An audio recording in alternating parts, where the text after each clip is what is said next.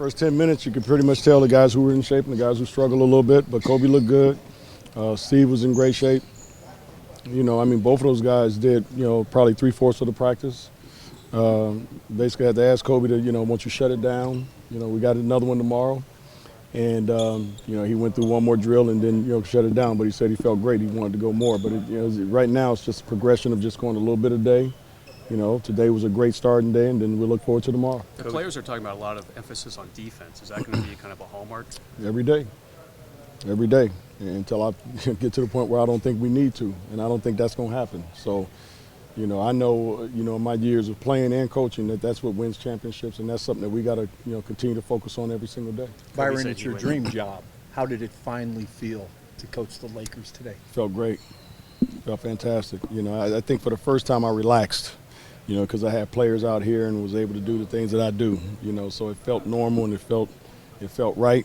And, it was just great having those guys out here just putting in the work like they did today. And like I told them, each day we got to get better as a group. So that's what our goal is. Kobe said that was the most running he's done in any NBA practice ever.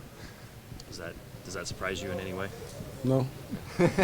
B, what was your number one priority at day number one of taking over this organization? Well, number one thing was obviously to really concentrate on the defensive end of the floor. So try to put in our philosophies on that end, and we did a lot of drills on that end of the floor to try to get guys to understand positioning, and where they need to be at all times, and just playing on the string. Communication is so big on that end of the floor too. So it was a big time emphasis today, and it'll be a big time emphasis tomorrow, and it'll go all the way to the rest of this week until we have our first game, and then we'll kind of reassess it and where we are and what we did that night, and then we'll go back and see what we got to clean up. All summer we talked about that defensive identity. What do you envision it to be, big picture? Well, big picture, hopefully it takes I wouldn't say a page out of my book, but you always, as a coach, you want the team to kind of take on your personality. And mine as a player was to be a tough, gritty type player, especially on that floor, that end of the floor. So I hope our guys are going to be that way as well. Tough, physical, gritty, and just get after people on that end of the floor. That's what I envision us doing. You've mentioned a winning mentality, that you want to instill that. What are the steps to do that? I think the first thing is you've got to start thinking about this organization and what this organization is all about, which is championships. So as a player, you have to instill all that in their heads right away. So, as much as we know what everybody is saying about us as a basketball team and where everybody picks us to be, we got a lot of guys with chips on their shoulders in that locker room. So, our thing is now let's come out and prove everybody wrong. Byron, based on you having been in the position that Kobe is in now, when he first came into the NBA, how can you help him? How does your experience there help you coach him? What is your experience having been in his position? How does that just... In his position as far as... You've been a veteran player in this league, end of the career before, so you now know what he's going through and probably know as well as anybody what's best and what's not good. And, how does your experience help you now as a coach coaching him?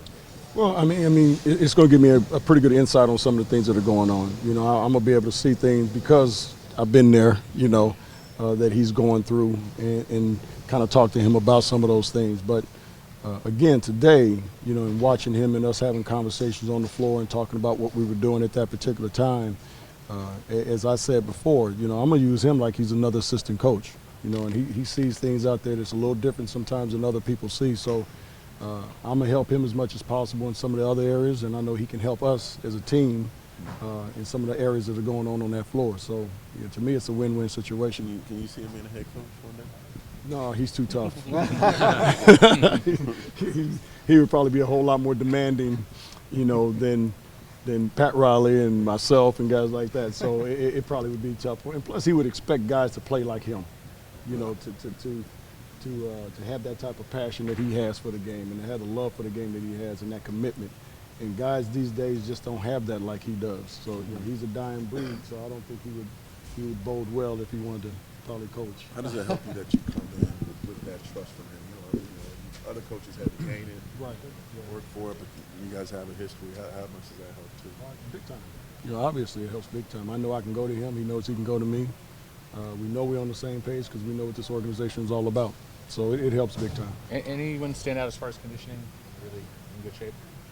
We had a number of guys that stood out that were in great shape, and then we had a number of guys that obviously, are going to continue to work every day to get in better shape. But nobody was in terrible shape, which is a great sign. Normally my first drill is a 20, 25-minute drill, and I cut it short because I thought guys were in good enough shape to move on to the next drill. Most of the time, if they're not in good enough shape, I punish them for not being in good enough shape, and I'll make them go the whole drill. But today it was one of those days where I said, hey guys, you did a great job, let's cut it, let's go to the next drill, and they did a great job today on doing that. You know, trying to be a we running can punish team? them too if you give us their names. We'll put that in No, the that's paper. okay. You sure? I got a better way of punishing them than you guys have. B, what to if, be a running team? Is that why you're doing I want to be a great condition team. That's the bottom line. The thing that I told our guys is, we're going to lose some games this year, but it's not going to be because the team's in better shape. We're going to lose that night because they were a better team that night, but not because they were in better shape and we ran out of gas in the fourth quarter. Can Nash and Kobe be in that kind of shape, knowing that they have to take breaks? And Yes, they can. Yes, they can. B, if there was one thing that impressed you the most in that first practice, what was it? Well, I think the first thing that impressed me, or the thing that impressed me the most, was really the communication that our guys had on the defensive end. It was a lot better than I thought it was going to be. I thought we was going to have to try to pull teeth and get guys to talk, but guys are very talkative there. I think a lot of it has to do with some of the veteran guys that we have, and they did a great job of setting the tone, this morning. So, hopefully we can continue to do that. Is there anyone whose defensive acumen really stood out and surprised you? Not really. I mean, just from a collective position, I think a lot of our guys, did a lot of good things today on that end of the floor. I don't think there was one individual that really stood out, but it was a number of guys that I thought were really good on that end, and they just got to keep, the other guys got to catch up and get better, and I know we will. what was it like for you at the end of your career? Was it a daily struggle to stay healthy? No, I never had any major injuries. I never had surgery and things like that, so it wasn't a daily struggle. I mean, it was a struggle as far as when I got here to practice. I had to get here at like 9:30 to get ready for 11 o'clock practice. Get my legs all loosened up and warmed up and all that stuff. But other than that, it was good. Do you see Kobe doing some of the things now that he didn't do Yeah, back he then? gets in here a little bit earlier. He gets his stretching in and everything. But most veteran guys, when you get older, you got to do those little things to maintain it. And tomorrow, I assume those guys aren't doing the second practice? Or? No, those guys will do the morning practice. Nash and Kobe, I meant. Yes, and that's what I was thinking.